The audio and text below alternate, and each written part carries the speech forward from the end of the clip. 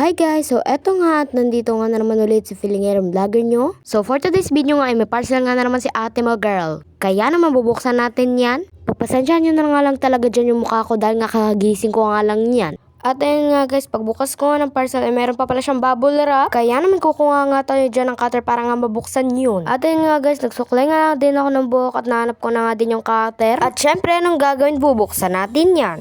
Hoy, ang OA! Ayan nga guys, kinabahan nga ako dyan dahil nga akala ko nadali pati nga yung parcel ko sa loob. Dahil nga na inadainan ko yung paggamit ng cutter. At ayun, sa kakadaldal ko nga, nabuksan ko na nga yung parcel ko sa loob. At ayun nga guys, nang babuksan ko na nga din yung parcel ko sa loob, akala ko nga talaga may kasama na siyang lagayan ng kwintas. Kaso nga lang wala.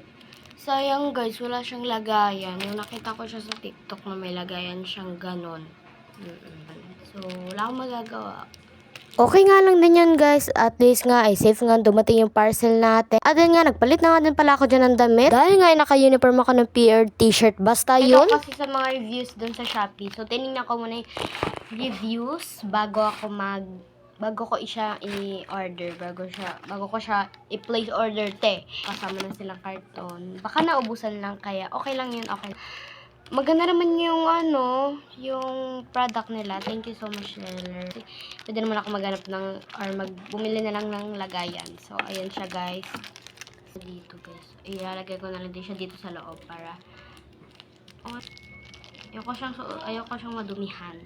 No. Ayan siya, be. Nakakilig siya, te. Ang cute-cute niya. Ang ganda-ganda. At ang kakabukas lang ng parcel. Tingnan mo. Punit na punit.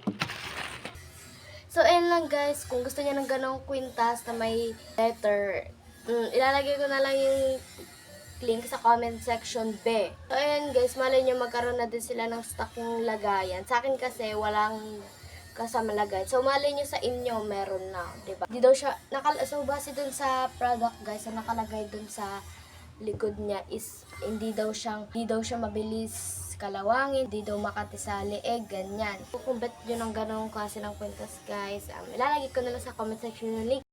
At yun lang naman for today's video guys, bye!